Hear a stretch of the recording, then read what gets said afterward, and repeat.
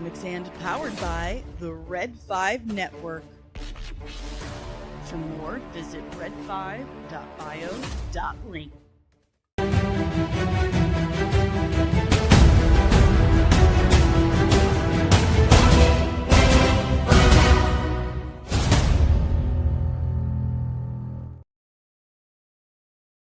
I forgot to press it. Good morning, guys. Good morning, man. Do we have some stuff to talk about? I'm telling you right now, it's gonna be faster. I always try to do that stupid what was his name? Stefan. Good morning, guys. I got a few things to talk about. I'm gonna get into it. I'm just telling you right now, like, I'm excited. And wait until I tell you about the absolutely insane, crazy thing that happened last night. And yes, I am wearing Wonder Woman 84 shirt, and I'm wearing it for a very specific reason. I've even brought my giant Wonder Woman 84 canvas that Dave got me for Christmas the day that the film came out. So hold on tight, because I've got a lot of problems with you people, and you're gonna hear about it. It's my Frank Costanza. But before we get started, before I tell you anything, do me a huge solid. Hit that like button, subscribe if you are new, and ring the notification bell so you get notified whenever I'm back with even more of this nerdy nonsense. And make sure my nails are clean. Oopsie doodle. Remember the giveaway. We are now, let me see if I can pull this up right now so I can give you to the moment numbers. We're at 6,167 subscribers, and we are still 200 hours away from 3,000 hours. Remember, you can get us to those 3,000 hours soon. We're doing a massive giveaway, okay? And it just got even bigger as of yesterday. For those who were here, and remember, CJ from CJack Productions was here, and he said that on top of the custom comics and hoodie that will go to a random selected subscriber and will be custom designed for that subscriber, he's throwing in a $50 gift card for Ryzen PCs. $50 gift card. So get us to 3,000 hours soon. I will pull a lucky name from our list of subscribers, and that person will win a custom designed comics and hoodie specifically designed for that winner, and a $50 gift card to Ryzen PCs. That's huge. We've never done anything like this before. So very excited. And then when we get to 4,000 watch hours, I'm going to do it all over again. That's right. That's how much I love you guys. Because once I monetize, I can afford it.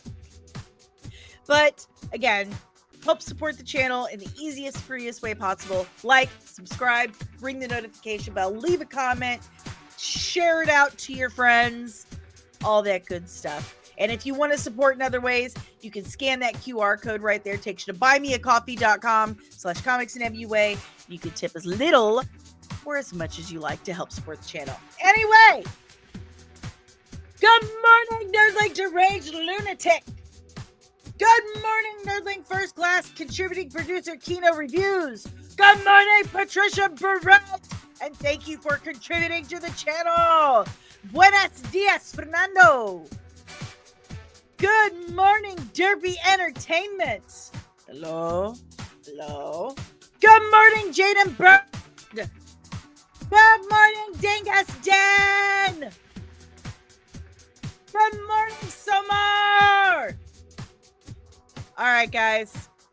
Aww. So, first of all, I want to tell you about the craziest thing in the world that happened last night. So, y'all know that I had scheduled to interview Aaron Kuntz, who's listed on his Twitter profile, showrunner of Revival on the Sci-Fi Channel. Revival is one of my favorite series right now. Y'all know how much I love 90s, 80s, like old school Sci-Fi Channel TV shows. I freaking love them. It's my comfort watch. You know, when I was a young, like young 18, 19-year-old pregnant girl living by herself with no car and inflatable couches for furniture, all I had was basic cable. So I just watched the Sci-Fi Channel all the time. That was all I really had. So it has a very special, it's very comforting to me. I love 90s sci-fi. So Revival reminds me of that era of the Sci-Fi Channel. Sci-Fi Channel had some amazing, amazing content. Definitely changed the game entirely. So I told you I'm interviewing Aaron Kuntz. Well, yesterday I shared a post and said, can't wait to pick the brain of the madman who created this series. Like, so excited. Right away, Luke Boyce followed me and sent me a message. And I was very, very, very embarrassed because he informed me that Aaron is not a solo showrunner. Luke is not only the co-showrunner, co-creator, he also co-wrote every single episode of the series. And not just that, this is actually Luke's baby. Luke has been developing this series for 16 years and brought Aaron on 7 years ago. I was like, oh my God, I'm so sorry. I'm embarrassed. My bad. I should know better than that, right? Like, this is my whole job, is to talk about this stuff. Why didn't I look into this better? He said, no apology necessary. He was very, very gracious about it. I still feel really, really bad. Well, here's where it gets really cool. So I asked him, would you like to join the interview? I'm interviewing Aaron on the 15th, and I'd love it if you could join. He gets like really excited. He's like, oh my God, yeah, I never get to talk about this stuff. This is so exciting. I'd absolutely love to. Thank you so much. And I'm like, weird. Okay, great. This is the easiest interview I've ever booked. So then I decide, I should probably tell him about the channel in case, it's not really his bag, baby. So I give him a link to the channel. I explain who I am and what the channel is. And this is where it gets really cool. This is where I shit my pants. Like, he tells me, Danny, it's an honor to meet you, Danny. It's an honor to meet me. And says, I know about your channel. I've watched your channel. I love it. I love your sense of humor. I love your passion. I'm very excited to come on. What? What? Are you kidding me? Are you kidding me? So the creator showrunner of one of my favorite shows right now that I am a fan of is a subscriber and a fan of mine.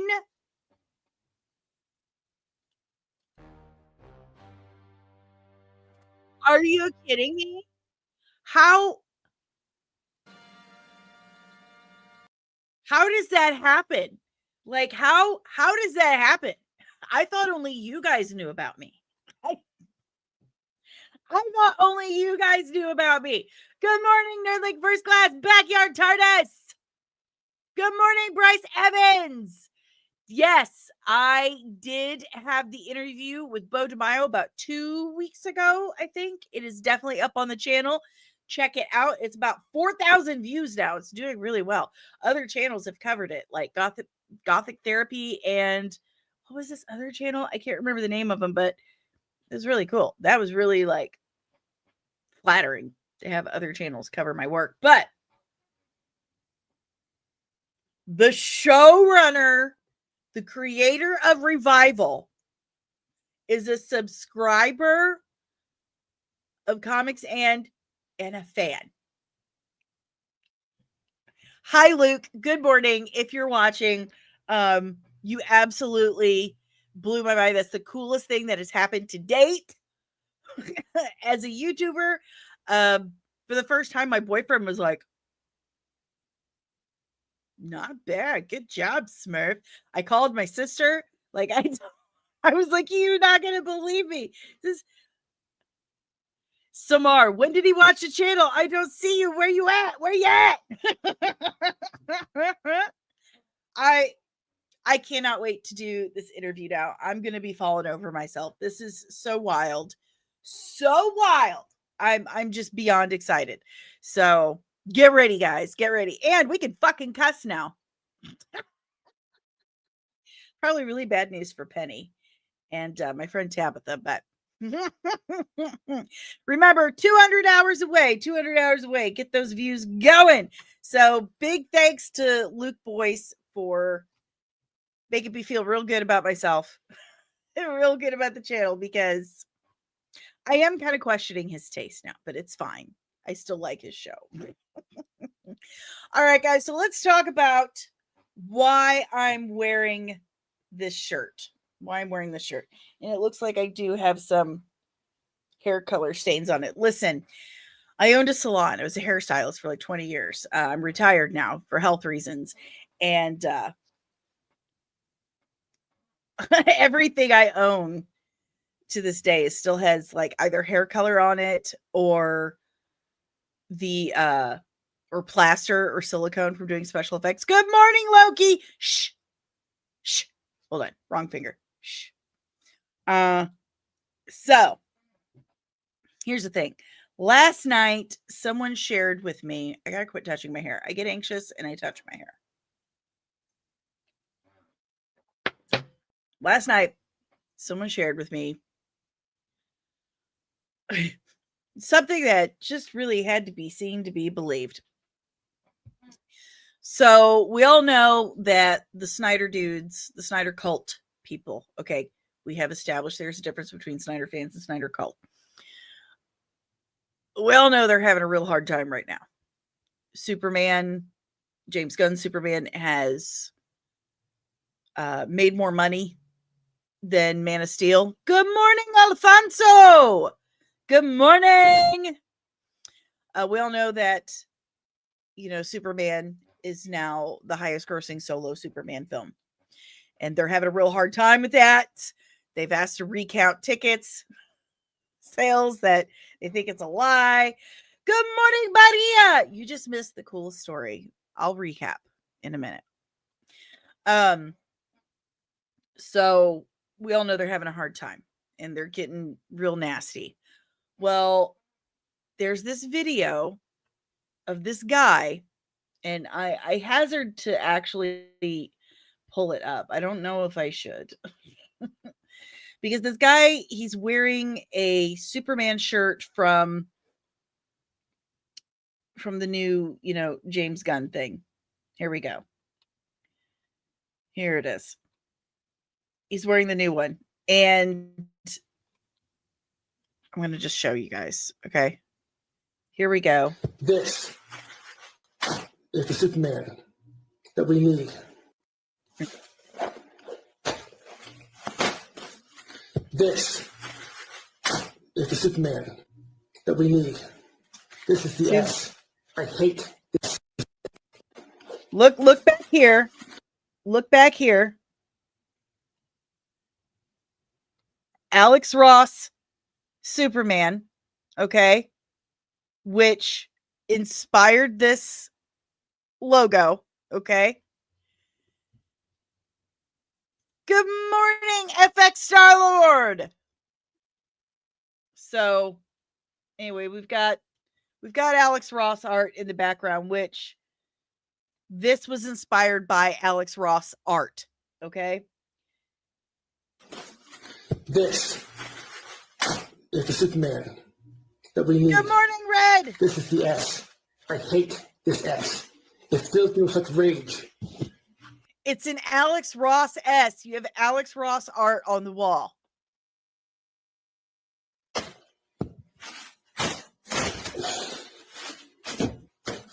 Okay. Then he goes over here. I love you. I love you. This is not about you.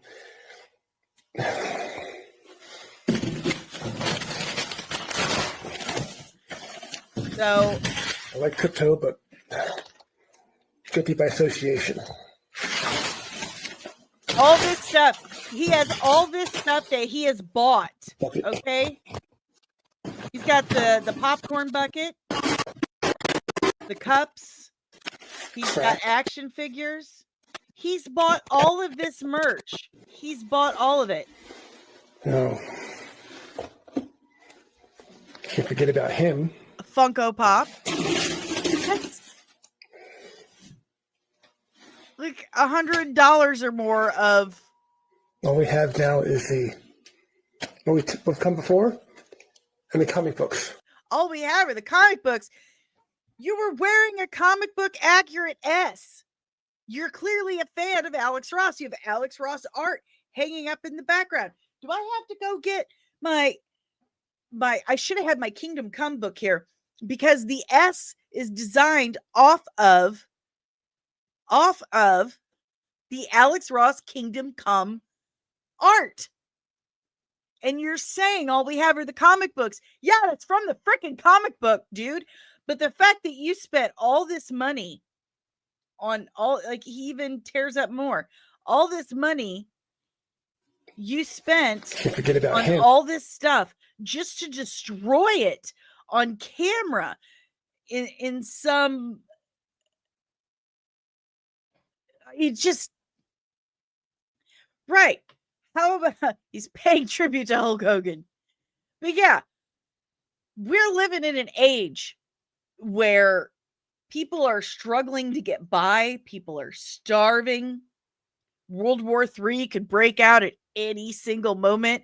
And this dude has enough money to buy all this merch and then destroy it on camera in some pretentious, petulant, clout-chasing crap. Why buy it? Yeah, I doubt he's read Kingdom Come. This is absolutely insane. So here is my point. Here's my point. First of all, I have to tell you that my boyfriend has been making fun of him constantly for having to use a knife to rip the shirt apart. He's like, his weenie has to use a knife. He can't rip it apart at the collar like anyone else. It's Dave. God love him. He's so hot. Anyway, this guy, absolutely insane. So here's the reason why I wore my Wonder Woman 84 shirt. First of all, I am a massive Wonder Woman fan. Like, I have Golden Age 1D on my bicep. I have two. I want to stretch out the collar too much. I got one Wonder Woman here. I have another one here. I have Wonder Woman everywhere. I have, like, I don't know how many Wonder Woman coffee mugs. I love Wonder Woman merch. I love Wonder Woman. I love Wonder Woman my whole life. Now everything is, I gotta adjust. Okay. I love Wonder Woman. I just do. And one of the happiest moments of my life as a comic book fan was getting to go see the first Wonder Woman live action film in the theater with my kids, wearing head to toe Wonder Woman regalia. I even wore these. I wish I had pulled these over too. My aunt made me these little shoes that she decoupaged Wonder Woman stuff all over it. So I even wore those. Like, this is the only time I've ever worn them. But no, I said it could break out at any moment. And this is what we're focusing. This is what this dude is focusing on. He has enough money, to do shit like this. And so people, it just baffles me that we're complaining about how horrible we have it in the United States when people clearly have enough money to buy shit they hate just to destroy it on camera. It's just childish, petulant. So anyway, I love Wonder Woman. Christmas 2020. My boyfriend got me this shirt. He got me this giant Wonder Woman 84 canvas. Okay, it's huge. And longtime fans of the channel, you will recognize it. It has been in the background of my channel since it started. I only recently just took it down to make room for new things, kind of, because I like to change it up. Anyway, I open my presents, very excited. And then that night we sit and watch Wonder Woman 84. Normally when I watch comic book movies with Dave, I'm constantly like, oh, saying things and pointing things out. I stayed completely silent throughout this whole film. And at the end, my boyfriend just kind of looks at me. He's like, want me to tell you what you thought about this movie?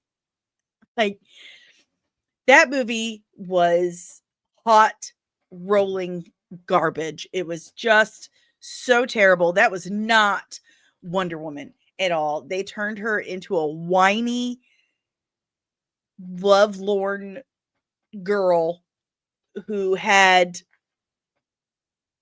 some very questionable ideas about what consent is. She was basically assaulting this man whose body had been taken over by the spirit of her dead boyfriend. Just so much wrong with it. Maxwell Lord was a smarmy used car salesman with a magic wishing rock. So much about this was wrong. It was awful. It's one of the worst moments I experienced as a comic book fan. It just broke my soul to see my girl treated that way on screen. It was just awful top to bottom. But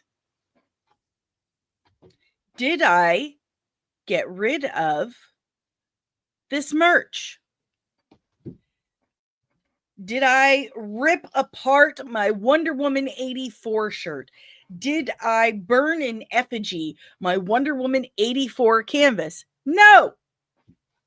No, I did not. Why?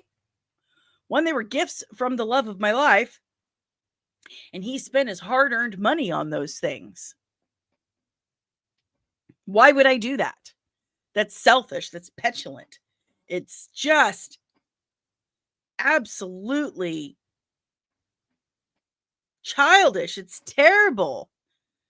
So that's the point I wanted to make. It's also kind of a reminder that, you know, okay, this happened. This happened. And then hopefully in the future we have something better and we can look back and see how good we have it now.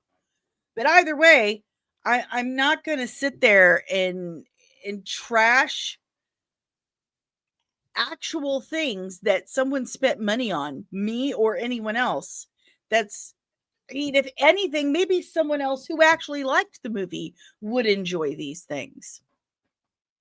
Maybe they'd like it. Maybe it would bring a smile to someone else's face. But spending money, your hard-earned money, when eggs and milk and everything else is so expensive right now, you're spending money on merch just to destroy it on camera for imaginary clout from perfect strangers is just, are you a grown-up, sir? That is not something grown-ups do. Oh, man.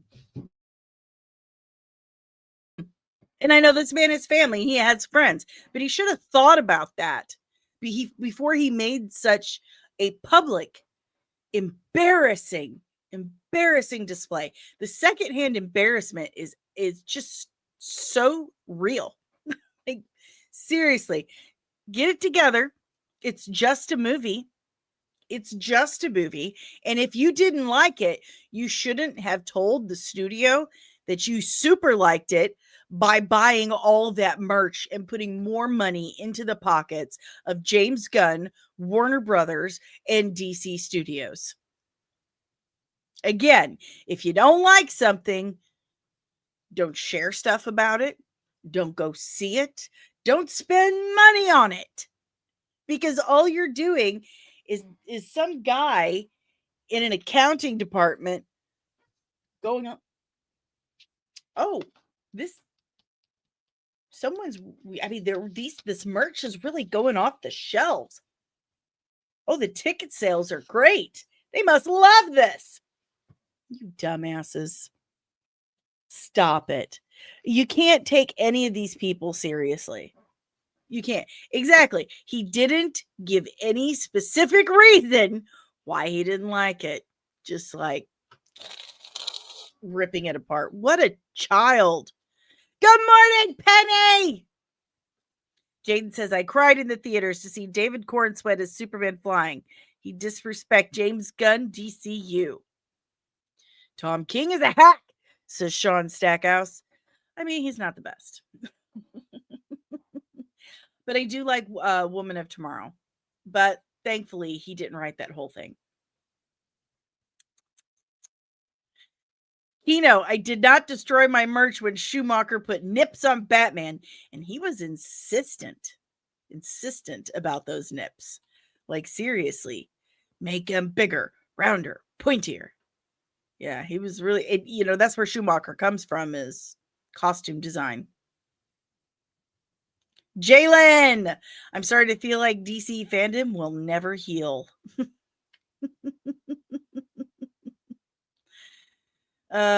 It's just an absolute disaster. So there you have that. Just look at this guy. This doesn't make sense at all. Get it together, people. Get it together. Now, they're saying that he's a Snyder fan. He's acting like a Snyder fan. It's a cultist.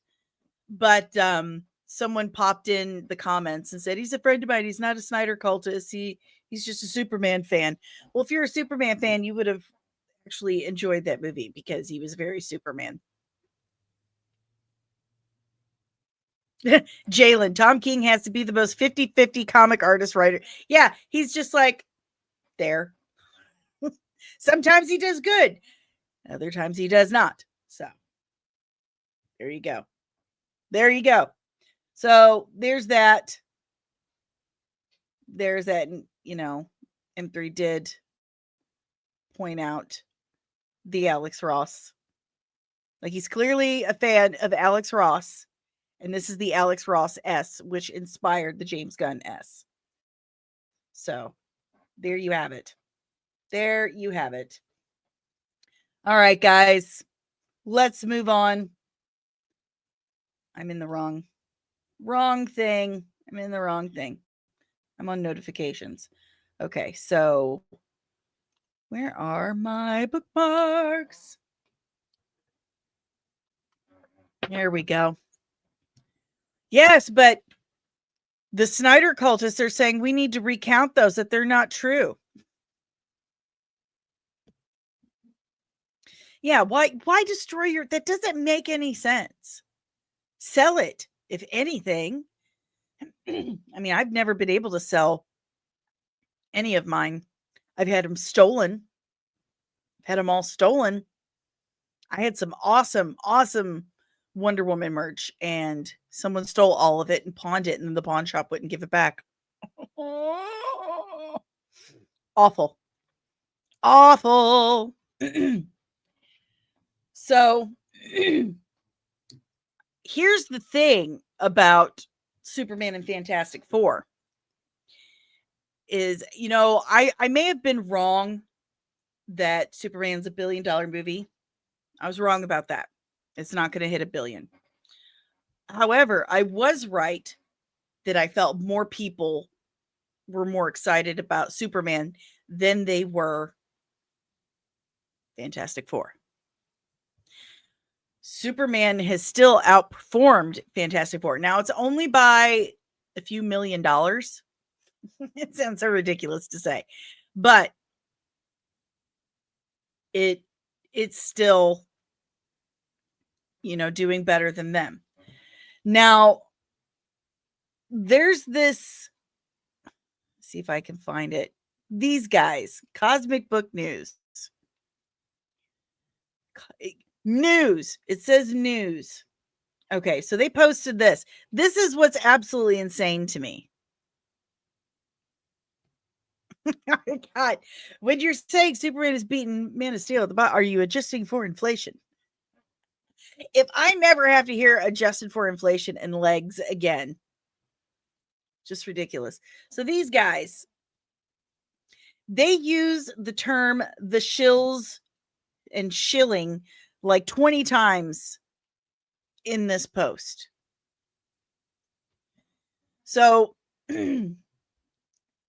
here the numbers actually state that Superman has done better at the worldwide box office than Man of Steel. That's just the fact of it. And I have a bone to pick with these guys because your name is Cosmic Book News, not Cosmic Book Opinions.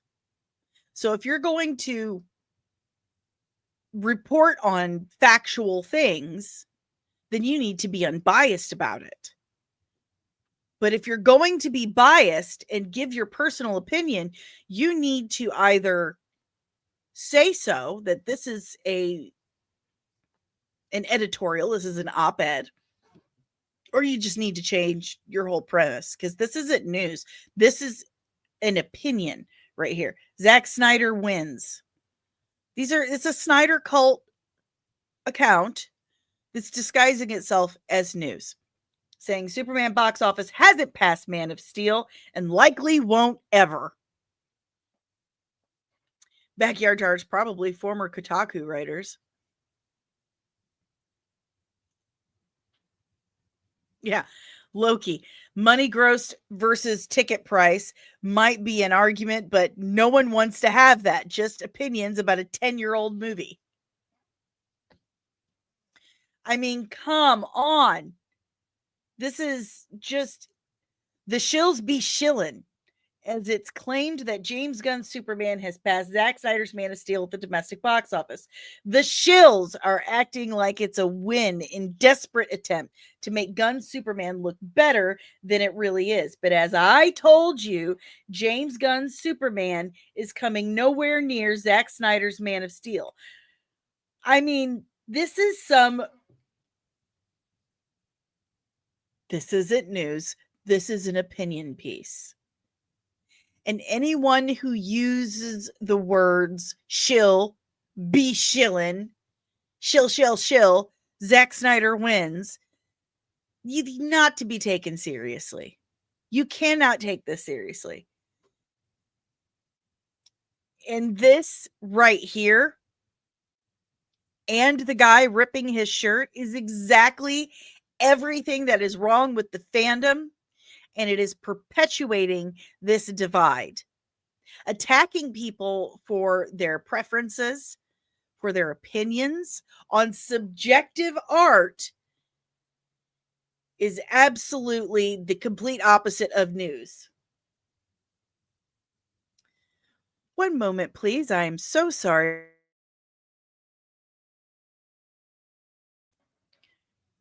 Sorry about that. Family stuff. Right in the middle when I was on to something. So, using this language, using these opinions, anyone who uses this language is just wanting a fight. They want to attack. They want you to come back and say something nasty to them so they can feel good about themselves. They want the battle. And that's not what this fandom is supposed to be about. That's not what fandom is supposed to be about, period. I've said this many times, and it doesn't make it any less true. Years ago, before this stuff hit mainstream, comic book fandoms, sci-fi fandoms were a place where outsiders could go and belong. It was a way for us to have a sense of community and not feel ostracized or outsiders. And now that place that was created specifically for that is eating itself. It's being ripped apart because it was made mainstream. And that means you're getting all types of people coming in. I don't think it was social media, Jalen. I think it is the fact that it was made mainstream and the studios created a lot of the divide. A lot of them do that on purpose. Like in the Superman movie, where James Gunn has the monkeys saying hashtag super shit and all that stuff. The studios will do that. They will have bots or hire people to make anonymous accounts to stir this shit up. Good morning, Real Anarchy. Fandom used to be a place to build community of us weirdos, and now it's a war zone. Because you've got those people that we were trying to get away from in our space now. And so many of them are completely unaware that these studios are stirring up a lot of this animosity just to get it talked about more, just to keep it relevant. Because if you're trending on social media, that is going to translate into numbers. Sean Stackhouse, James Gunn's Superman has definitely beaten Man of Steel's domestic box office already. It absolutely has. This person is full of shit. Cosmic Book News is full of shit. They are entirely in that demographic, in that algorithm of everything sucks, you should hate everything. And they do this shit on purpose to stir up discord and get engagement. It is engagement-driven tactics.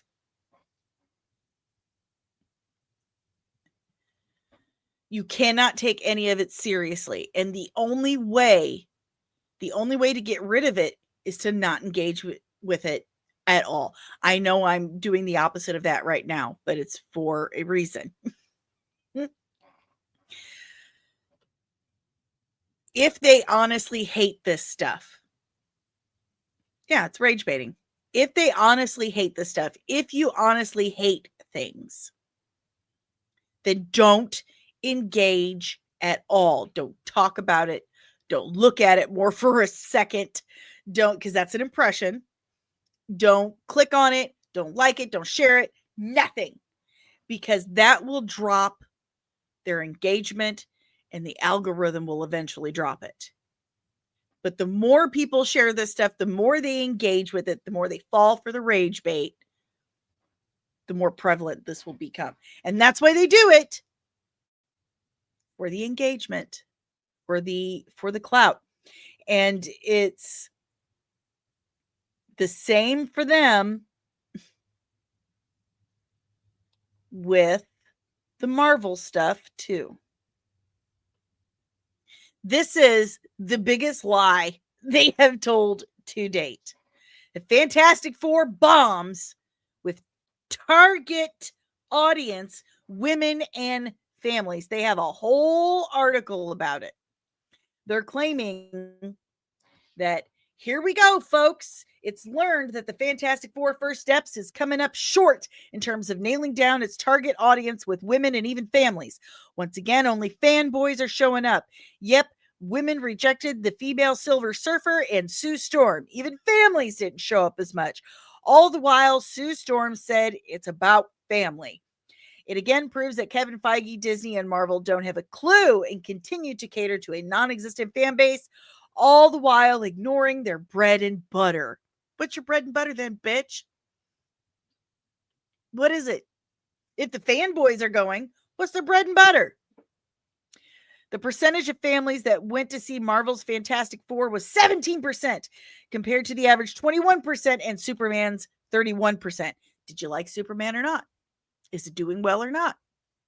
The Fantastic Four audience is heavily skewed male, with 69% of the audience made up of dudes. At no point in this post or in this article do they quote or cite their numbers, where they came from. Secondly, only a jackass would not acknowledge that comic book anything has, since the beginning, been predominantly male. Of course it's going to be predominantly male. It's fucking comic books. My viewer base on YouTube is 88% male. On Spotify, 100% male. Why? Because I'm talking about comic books, and comic books are predominantly male. Good morning, Music City Soul. You're absolutely correct. But here's, again, they're not citing where they got their numbers, but they're saying that women and families didn't like it and didn't go see it. Last I checked, I was a woman. Last I checked, I was a mommy. I liked it. I know a lot of women and families that enjoyed it. In fact, this movie is being praised as the most family-centric, pro-family, pro-life movie Marvel has ever made. And you are trying to tell me that women and families didn't like it? I have seen so many reviews and posts from women praising the family values. So anytime you see it, report. This isn't a news report. This isn't a freaking opinion. Okay. It's an opinion. So yeah, that I have an issue with, and I always have. You guys know this. Putting pregnant women in danger. I'm like, no, your subconscious would take over immediately. Your protective subconscious instinct would be like, no. So there you go.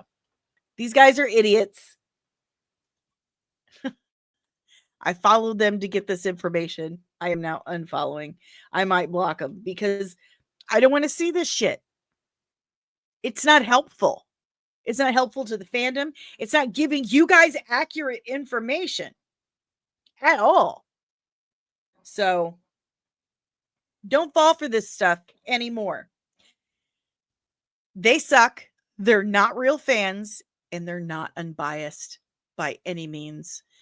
I may give you guys my opinion and tell you, review things, tell you how I feel, but I am not going to color numbers. I will give you the facts, and I will admit when I'm wrong. At least I'll try to. So, speaking of that, we're hearing that the script for Gremlins 3 is ready to go. It's written, it's ready, but they're waiting on approval from Steven Spielberg. First of all, we don't need any more of this stuff. I love Gremlins 1 and 2 very much. Big part of my childhood. I had Gizmo dolls. I had the read along record book. Yes, record. But again, there seems to be this incredible creativity drought in Hollywood. Like, for real. This is ridiculous. I'm going to, and apparently Strange Academy is still being developed. If anyone is a fan of Strange Academy, this is coming from Daniel Reitman, though. So again, take that with a grain of salt. I'm trying to land on something so I can tell you guys. I got a scoop. I can't tell you where I got it from. I will always protect my sources when they ask me to. Because if I don't protect my sources, then they're going to get busted and fired from their jobs, and they can't give me information anymore. So, pardon me. I'm going to protect my source. This is annoying. I can't find it anywhere. So, I'm just going to land on, sure. No, that's not working. Let me just, we'll do this. We're going to talk about my Buffy the Vampire scoop real quick. Yeah, Jeremy Renner says, I'm sure we'll get it figured out. Which means Disney crawled back and said, we're sorry. We'll pay you more money. We didn't mean to offer you half of what we paid you the first time. We're so sorry. So here's my scoop on Buffy. And again, I can't tell you where I got this.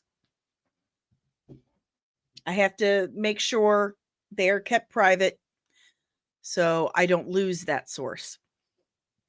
But my source has read the pilot script for the Buffy the Vampire Slayer revival, and it's more of a sequel, which is excellent news for us massive Buffy fans. It is more of a sequel than a reboot or a revival, so that's good. Let me pull up my notes here on my other window. So it's basically a revisited welcome to the Hellmouth for modern audiences. So welcome to the Hellmouth, for those who don't know, was the very first Buffy the Vampire Slayer episode. The second pilot, actually. The first pilot, they made changes, recasted, and etc. So it's kind of a new Sunnydale. Well, it is a new Sunnydale. So at the end of Buffy the Vampire Slayer, they completely destroyed Sunnydale. Sunnydale was on top of the Hellmouth. They closed the Hellmouth, which then imploded Sunnydale and created this huge crater. So they have rebuilt Sunnydale, and you've got new characters who are going to school now. It's no longer Sunnydale High School, it's Sunnydale Academy. So it's more like a private school, I'm assuming. Sorry. Everyone say later to Kino. Later, Kino. Okay. So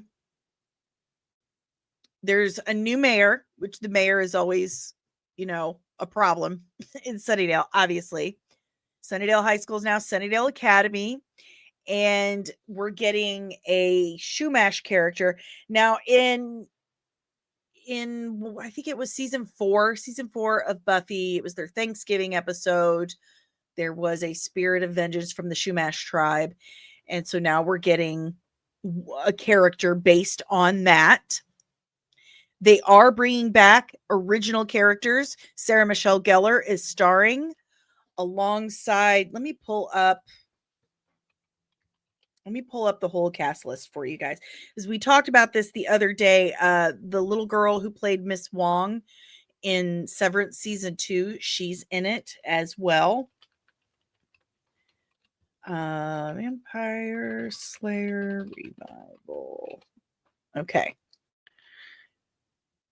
So who we're getting in this one, because Sarah Michelle Gellar, Ryan Kira Armstrong is the other star of this show. She is starring opposite Sarah Michelle Gellar. We have Sarah Bach, who was Miss Wong in Severance. Daniel D. Tommaso. Jack Cutmore Scott. He's playing Mr. Burke. He is Frasier's son on the new Frasier series. Ava Jean as Larkin. And oh god, this is a name I'm gonna really struggle to say. This is the same name I struggled to say yesterday. Feli Rakatahavana. It's a really long name. He's Hugo. But I do know Willow's coming back. Probably Xander. I know Charisma Carpenter wants to find a way to come back.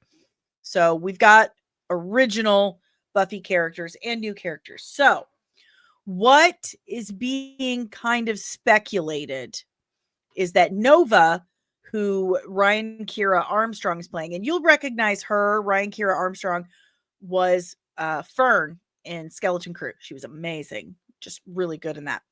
She's playing Nova, a new Slayer. And it's being kicked around that Buffy is her mom, that Nova is Buffy's daughter. Okay. And that there's this traumatic childhood experience. It could be they lied to her Like, they've lied to Nova her whole life who she is. I guess Buffy wanted her to have a normal childhood, so she lied to her. And then she's like almost killed during a Slayer thing, and it causes Buffy and the dad to split up, and the dad takes custody of Nova. That sounds interesting to me. That is not what I was expecting at all. Now, do I still want Buffy to be this elder stateswoman general slayer? Yes, I do. I want that shit. I want the continuance of how season 7 ended. They continued season 8 in the comics. They continued it with Angel season 5, 4 and 5. I want to see that shit. But I do like that she has a daughter, that she's a mom, she's grown up. I'm very excited for this project too, Jaden. I'm very much looking forward to it. Buffy's a huge part of my personality. So there you have my scoop for Buffy the Vampire Slayer. Hope you guys like it. We'll tell you more as I get more. But again, I'm never going to reveal my source, not unless they give me permission. So anywho, there was that. Let's move on to our main topic. Also, I'm going to watch this later. Star Wars Theory actually interviewed George Lucas. I haven't watched it yet. It dropped right as I was getting ready to go live, so I didn't have time. But I'm going to watch it, and we'll report back on it tomorrow. So, let's talk what's going on with Marvel. Jake Schreier, who directed Thunderbolts, which was good. Thunderbolts was good. Marvel's got some issues, making money at the box office, but sorry, back scratcher. That's their fault entirely. That is Marvel's fault entirely, and that's not an opinion. That's a fact. They lost trust.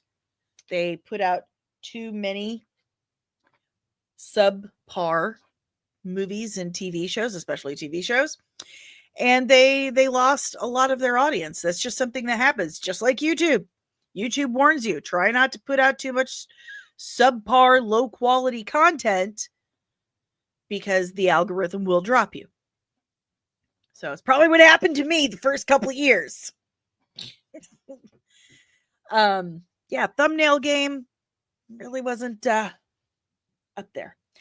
So Spider-Man Brand New Day obviously is going to take place before Doomsday. I don't know why that's news, but it's coming out before Doomsday, so obviously it's going to take place before Doomsday. So there's that. Where are you, Jake? Where are you, Jake? But Jake Schreier had a few things to say about his take on X-Men. Good grief. Get it together, Danielle. Get it together. I almost clicked on my own live stream thinking that's what it was. Whoops. Did I not click? Oh my God. It's doing it again, guys. It's doing it again. Wait, no. Do I have it? I do have it. Never mind, guys. I have the article already pulled up because I'm the worst. And my son distracted me. Okay. My son distracted me. We'll blame him. So anyway, I have this article. I don't know much about games. I'm not a gamer. I play 2 games, which I've only played one in the last several months. It's Sims 4. Well, no, I played Sims 4. I finished Jedi Survivor, and I play Fortnite every great once in a while. I haven't played it in months, so I don't know anything about those games. I'm not really in that arena, but I'll let you know if I hear anything. Why does my monitor keep doing that? My monitor keeps changing. Anyway, Thunderbolts director Jake Schreier calls X-Men inherently interesting and complex material as he preps for Marvel's mutant revival. That's good news. The X-Men are extremely complex. Why does my monitor keep flashing on and off? Super weird. Filmmaker Jake Schreier's ascent has been quiet, deliberate, and now increasingly impossible to ignore. A director who's long moved between intimacy and scale, Schreier first made a name for himself in the indie space with Robot and Frank, and the quietly affecting young adult adaptation Paper Towns. But it was his work on Netflix's Beef, directing the early tone-setting episodes of Lee Sung-jin's rage-fueled character study, that reintroduced Schreier to a broader audience and revealed a director with a striking command of emotional dissonance, tension, and character complexity. That work earned him a Primetime Emmy nomination for Outstanding Directing, and more importantly, seemed to crystallize the through line of his career: an interest in people on the verge. That sounds perfect for X-Men, because X-Men is a character-driven drama. It is a character study. Absolutely. That preoccupation carries over to Marvel Studios' Thunderbolts, which hit digital platforms this week after a theatrical, modest, but narratively bold run. Far from a wrought team up flick, Thunderbolts leans into the internal damage and post-traumatic drift, a film about the shame, regret, and guilt its anti-heroes must overcome in order to find their true potential. And that's extremely relatable. Extremely relatable. I'm going to try and skip past a lot of stuff. I want to get straight to the X-Men stuff. And Marvel clearly took notice. Speaking just days ago about the future of mutants in the MCU, studio head Kevin Feige confirmed what has been long rumored: Schreier's X-Men will be a younger, more emotionally grounded take on the franchise. Jake's going to make a youth-focused reboot, Feige says. That may be reflected in mutant casting, and it'll definitely be felt in the tone and perspective of the film. In other words, this isn't your Gen X X-Men, and you should adjust your casting expectations. What does that mean? Adjust our casting expectations. Because I think we've all been fan casting younger people. Omari, good morning. So who do we think will be the first X-Men cast? I think it's Cyclops. I think that's going to be the first one cast. I think that Cyclops is Patrick Schwarzenegger, to be honest. Hold on, I got schmutz on my glasses. They do. Schmutz on my glasses. I think it's Patrick Schwarzenegger. Will they ever recast Wolverine? I think they will. It's going to take some time. So it does make me nervous to hear him say things like, this isn't your Gen X X-Men. What does that mean? What do you mean by that? Do you mean that it's not the same people playing the X-Men? Thank God they're like 60 something. Some are in their 60s and 80s. But do you mean story-wise we're getting completely different? Because we don't want that. And that's something that Bo is telling us about in the interview, that Brad Winderbaum and others were telling him fans don't want to see their X-Men. Fans want to see our take on the X-Men. That is not true. That is not true at all. So if that's what he means, then it's not going to go well for him at all. You listen, Gen X may be a small generation. Okay. We may be overlooked in a lot of things, but we got the money, man. We got the money. Don't piss us off. And yet, for all its psychological texture, Thunderbolts may be a prelude to Schreier's more high-wire assignment yet. Marvel's X-Men reboot. Long rumored and much anticipated, the project is still cloaked in secrecy, but Schreier's involvement is genuine and based on our conversation about Thunderbolts and its digital release already quietly in motion. I mean, yeah, without going into it too much, really almost any detail, Schreier said, laughing, conscious of Marvel's ever watchful eyes. What can I say? It's just inherently interesting and complex material. Accurate. That is definitely X-Men in a nutshell. That word complex resurfaces often in Schreier's framing of the X-Men, and not without reason. He seems drawn less to the iconography than to the metaphorical and interpersonal underpinnings of the property. Since their creation in the 1960s, the X-Men have served as a potent metaphor for marginalization, mutants as stand-ins for the persecuted, the misunderstood, the othered. Whether reading through the lens of civil rights, queer identity, or generational alienation, the stories have always reflected societal anxiety about difference and acceptance. In that sense, the franchise doesn't just invite emotional and political complexity, it demands it. The core idea of what X-Men is involves complexity, he continues. It's an incredible opportunity with super interesting characters and much internal conflict.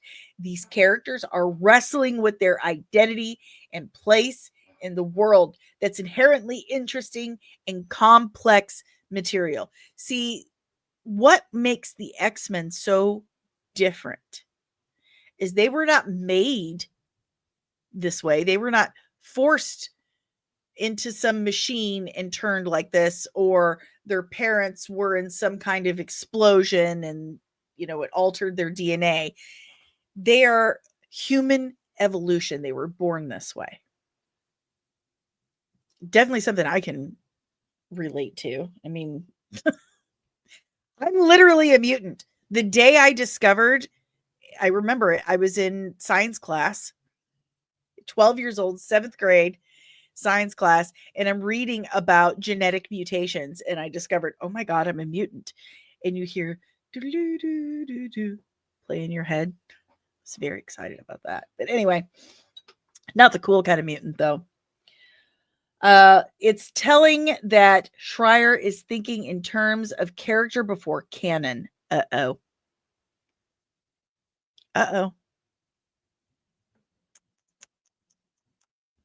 That's not a good thing. We do not ever want to put stuff ahead of canon. We don't want to forget canon. Marvel, of course, has tread this ground before, most notably across 2 decades of Fox's X-Men franchise, but Schreier seems aware that familiarity demands reinvention. When asked if Marvel's take will be recognizably different from what came before, he nodded carefully. Yeah, I think that's fair to say, he offered. There's that red sniper dot out there somewhere, Omari's on it. Sentinels are coming. He joked about Marvel's watchful eyes and ears, but to be able to explore all the ideas that are inherent to the rich source material, but also at the scale inherent to the source material, that's like a very rare and fortunate opportunity that's very exciting. He won't say more, and he can't. But his beef work, his sense of tone in Thunderbolts, and his reoccurring focus on wounded psyches all point towards an X-Men film that might finally restore the emotional allegory at the core of the franchise. Schreier isn't here to reinvent the wheel, but he will likely rewire the emotional engine. Good morning, I can see Uranus. Just wanted to say that out loud once.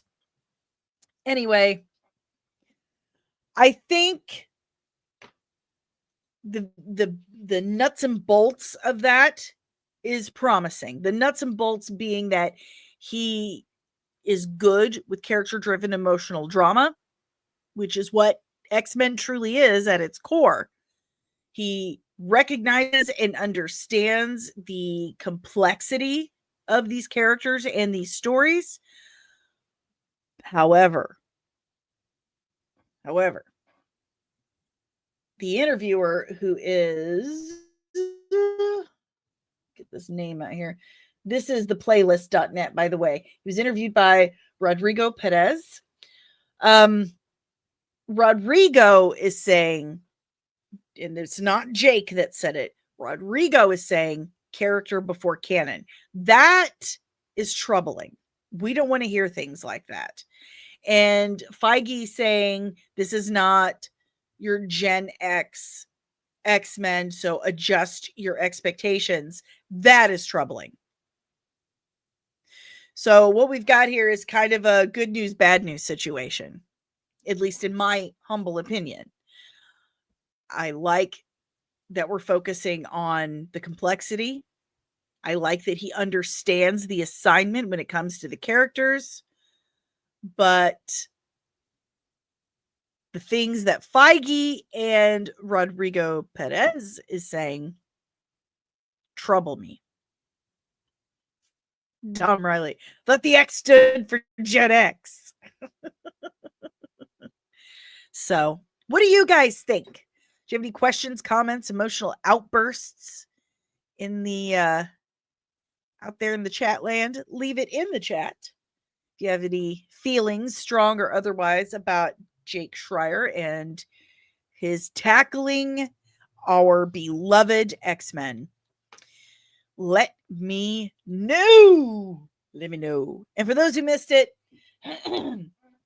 the creator of Revival on the Sci-Fi series is a subscriber and fan of the channel. Lifetime made. So cool. So cool. Luke Boyce, if you were watching, thank you. You are the coolest. You have no idea how cool that was. So, thank you so much for that. If you would like to help support the channel, please do it in the easiest and freest way humanly possible. And that's just by hitting that like button, subscribing if you're new, and ringing the notification bell so you get notified whenever I'm back with even more of this nerdy nonsense and making an ass out of myself. It's how I like to start the day. But if you would like to help support the channel in other ways, thank you. Thank you so much. All you have to do is scan that QR code right there. It's going to take you to buymeacoffee.com/comics@MUA. And you can tip me as little or as much as you like. And all proceeds go to paying for software, which there are several types of software, equipment upgrades, replacements, and the ability to stream live on places like Twitter, Twix, X, whatever you call it. But all proceeds do go to keeping this channel on the air. Big thanks again to all the people that have pitched in so that the show can remain up. Thank you to you four that helped me replace the computer. It's being built as we speak. The new rig is being built as we speak. Thank you, Patricia Barrett. Thank you, Will Parker. Thank you, Nicholas Schaefer. Thank you, Gary Pryor. You guys are the best. Thank you, Kino. Kino has pitched quietly in the past, and I truly appreciate it. He does help me with the stories, and that means a lot. So this is a lot of work. Thank you to everyone who has pitched in. Deranged Lunatic has pitched in. You guys are the best. You really are. And if you want to continue to tip me a little bit here and there to keep things going, buymeacoffee.com/comics@MUA is the easiest way to do it. And there's also Cash App. Yeah, Cash App. It's just $ DanielleSoncasie. But both are secure ways to donate. And there's also the official Nerdling Army is over on patreon.com/comics. And we have 3 different tiers starting as little as $3 a month. Each tier is assigned its own rank and insignia, which comes on your own exclusive Nerdling Army merch that you get every 3 months for the first year of your membership. There's also the official exclusive Nerdling Army chat, the Ask Me Anything chat room, and the request line. So you can request breakdowns, videos. I mean, really, whatever. If you can request things that I record for the channel. So check that out. There's also behind the scenes, outtakes, early access, There's the script that's based on my novel for my now defunct comic book. So you can read that there too. But everything, all of that stuff is on patreon.com. Your name also gets added to the end credits of everything on Comics and rank Nerdling first class or higher automatically become moderators for the channel. You're my soldiers in the Nerdling army. Duh. So go to patreon.com/comics and today and join the official Nerdling army. Join the ranks today. We want you. We also have a merch store, comicsandcosmetics.etsy.com. Hundreds of designs on so many different types of products. You have no idea. I will get a wild hair and decide to make a little doohickey and put it on the thingamabob. But all the money I make from that also goes to supporting the channel. I'm also an affiliate for several different companies, including Leash Boss, Zenny Optical, Cora's Vault, TikTok, and CapCut. All of these links, everything I have told you about, is in the description below. It's also on the website. Like, if you miss all this stuff, just go to comicsand.squarespace.com and you can find them there. There's also a gallery from all the looks I've done over the years for the comics and cosmetics breakdowns, special effects stuff.